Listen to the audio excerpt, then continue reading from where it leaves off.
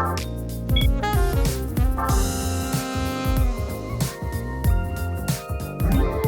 there, this is Derek from Pacific Coast Auto in Japan, and we're looking at a 1993 Suzuki Jimny. This one here, the K-Car version, so just a 0.7 liter engine with turbocharger, puts out 64 horsepower. And this one here has 144,000 kilometers. We'll take a look at the condition. And compared to the auction sheet, this one's going to be exported over to the USA. And this one here has been color changed and has the fairly rare panoramic roof option on there, which gives you an extra 10 centimeters of headroom, or 15 or something like that, as well as some extra windows and whatnot. It makes the car look a little bit special, a little bit cool. I think overall condition of this is good. It has some things that need to be addressed, and we'll get to those in a second. Just for now, I'm going to shut the engine off. I will say that the engine, while the AC is running, will run at 1500 RPM or a little bit higher. At the moment, we're running at about 1100 RPM, which is a little bit high for both of those. Standard RPM is 950. We got a little bit of a shake in it at idle, which you can kind of hear inside the cabin a little bit. Have a listen. Shift knob's also shaking a bit. Okay, switch that off for now.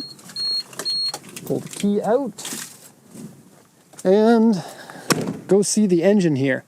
So engine running condition is good. There is a little bit more intake noise than you would think, so might want to pop this open and see if there's maybe an aftermarket filter in there or something like that. The coolant looks bright and nice. The oil also looks good. Look at this tiny little top mount intercooler. It's so cute. Okay, the auction sheet mentions that there is some rust around the bottom of the battery, and so here's a look at that. And it continues on this tray here, underneath those wires, and a bit on the strap down there. Okay, going to lower the hood now. Hood prop isn't really installed very well in there. I'm not sure if that's normal. I've seen it on pretty much every Jimny. Kind of weird. Okay, close this up. There we go. And this comes right off. It was mentioned on the auction sheet that that isn't installed properly, so for shipping I'm going to tape that on with some tape. Okay, so let's go over the auction inspection sheet now. This is all the information given to us from the auction. This one comes from Minami Kyushu, which is pretty far away actually. Going to Jacksonville. It's a 1993 Jimny panoramic roof version. This is an auction grade R because it's been in an accident. Interior and exterior are both graded C. I would say that the exterior is actually more like a B, but there is some paint wave in the repaint. 144,855 kilometers, original 5-speed manual. JA11V is the chassis code, has a rear-mounted spare tire, and blocky tires or mud tires on it. Those are the notes from the seller. It also has power steering. I know some of the earlier ones didn't. Okay, and having a look at the report here, it says windshield rock chip, which is usually nothing that we really point out. The rock chips are like 1 millimeter or smaller. And the vehicle's fairly dusty, so it might be even a little bit more difficult to see that. Okay, door mirrors scratched, wheels scratched, interior scratched and dirty. AC doesn't work. Now the compressor does come on, so it looks like it's probably a gas leak somewhere. So if you can narrow down where it's leaking from, then you can seal that back up and then put some new gas in. It should work fine. Driver's seat has a cover on it, only the driver's seat. And then it says the seat doesn't work properly. Not sure. The tilt worked okay. Let me just check to see if the sliding works. It is a full manual, so no electronics to break. And that moves. Not sure what's broken. The seat appears okay. Passenger seat too. I moved them both into the appropriate positions for the report. Okay. Color changed car. Underneath the battery has some surface rust and some corrosion.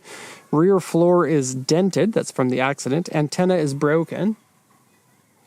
And the hood cover piece is not installed properly. This is in a section of the auction that doesn't allow claims. And we have screw holes here near the mirror.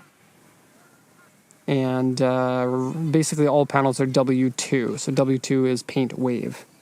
because of the repaint. Let's go take a look at those screw holes and see what we're looking at. Here they are. 1, 2, 3 screws are put in for some reason, not entirely sure why. Antenna, the broken piece is snapped off up here. Not like a lot of people are using antennas these days anyway. Kind of, if you want to listen to radio, you're going to be listening to it on your phone for the most part. There are some areas where, like, analog radio is going to get signal where cell phones don't, but I suspect it's pretty rare. Okay, that's everything on the auction sheet, so let's do a once around of the vehicle, and we could admire the panoramic roof. And for me sitting in the car, there's probably about 30 centimeters between me, like my head, and the roof of the car, which is pretty nice. These Jimnys are a little bit on the tight side, mostly side to side tightness, so it's good for a slender person, but if you're a larger person, this can be a little bit of a tight fit. You also have to worry about bonking your head on this. Even though it's the high roof, it is not a high door, and so I did bonk my head getting out of it today, which is not the first time I've done that on a Jimny. I think the color choice is nice. It's sort of like a army green, but a little bit more gray in it. Not as green as that typically is. And I think it's nice. It's a good look.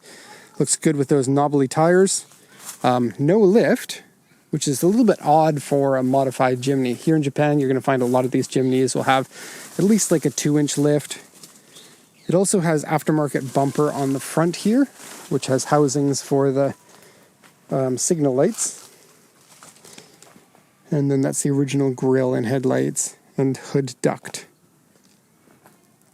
Okay, so looking at details here, here's a better look at the front. And this one here is the full leaf suspension version. So the leaves can be lifted by just replacing this little bracket piece on the front and the rear called the shackles. Makes it for a very easy and inexpensive lift up for it. Which is part of the reason why a lot of these leaf suspension ones are sought after. You don't get extra suspension articulation by doing that, but it gives you more ride height, which will improve your off-road ability and will make the car look cooler. Here's your knobbly tires on there, and then you got manual locking hubs, which ensures that you get a nice tight lock for your four-wheel drive, making the vehicle more capable than most modern four-wheel drive vehicles. Okay, the roof has been painted a matte black. And yeah, you get these cool little windows here.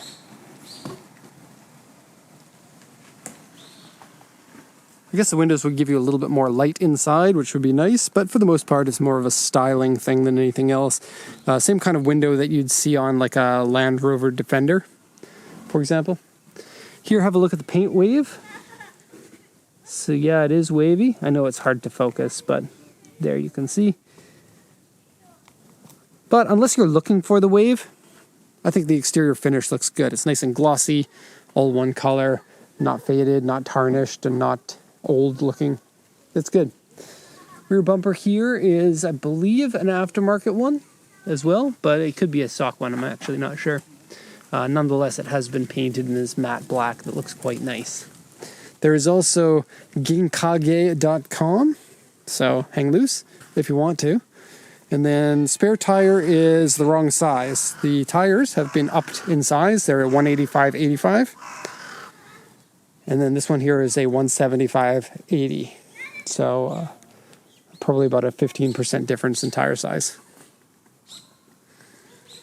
Is that 15%? Let's see. It would be 85% of an extra centimeter in width. Or 5% difference in 1 centimeter. Yeah, maybe even less than that.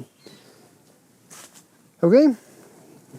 Coming down this side, you get about the same. This car looks great with the external body hinges. Love the look of that. I'm still not sure why they put these screws in here. And then it has a window visor here so that you can open the window a crack without letting the rain in. Popular for smokers. I suspect it's been smoked in, but it doesn't smell of cigarettes inside. Going inside the vehicle now, we'll have a look. Door cards, highly damaged, especially this one here. It's pretty common to close the seatbelt in the door and have the seatbelt kind of break up this area. Okay, in order to fix that, you'd probably just need to get a new door card. The nice thing about these door cards, though, is they're relatively flat, and so you could custom make something out of wood or something if you really wanted to. Probably want to use this top piece here, and then the bottom piece could be replaced. We have some fade on the hardware here, a little bit of discoloration, and I think that this Jimny logo thing is an aftermarket piece. I don't think I've seen this before on other Jimnys. Okay, steering wheel is worn smooth, but otherwise is fine. Oh, timing belt was also changed. There was a note in the engine room, and I took a picture of that at just before 100,000 kilometers. Excuse me. Gauge set is very retro looking by today's standards, of course. It has the analog odometer there, 144, 929 kilometers. There's a little bit of damage here on the dashboard. I'll point that out in a second, but for now we'll just do like a panning shot. 5-speed manual, of course. Now, shift linkages need to be replaced. This flops around too much. We also have a little bit of like peeling inside here on the panel. No cigarettes in it recently. That's probably why it doesn't smell so bad. It's missing the cover piece here. And then there are some mild scratches on this section of the dashboard and down here. Okay, floor carpets look a little bit worn, but otherwise fine.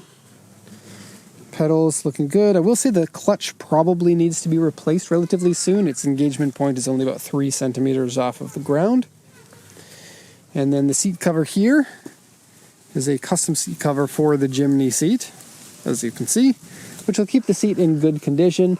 Mind you, there is a little damage to the seat underneath it here because you can see it sagging down. Back seats are pretty much a joke. I don't think you can fit real people back there, especially if there are people that have legs. Maybe some kids can fit back there, but even so, you'd have to push that seat forward pretty much all the way in order to fit even kid legs. The doors, you close them a little bit and they stick out. So you have to close them properly. That goes for both left and right. And then the back here. Okay, and there is some rust in there. I'll show you in a second. It's a sideways opening door. If you flip that seat out of the way, it actually gives you a good amount of space inside here. The repaint was done all on the inside of the door here, including all of the door jambs and whatnot. And I don't see any serious rust or rust repairs that have been done to it. Actually, no rust on the body, but there is under the battery and a little bit of surface stuff here with some corrosion here. So have a look. Here is corrosion, and then surface stuff over here, and a little bit of corrosion over here. So that's probably something you're going to want to address. And although that looks kind of weird and flaky and moldy, it doesn't smell like mold at all inside the vehicle. So I don't think that it is alive mold, if that's the thing. And then a little bit of damage in here. We have some screw holes and some tape marks and some scratches and whatnot. It's also, these liners are a little bit damaged. More screw holes there. Maybe some curtains were in here at some point.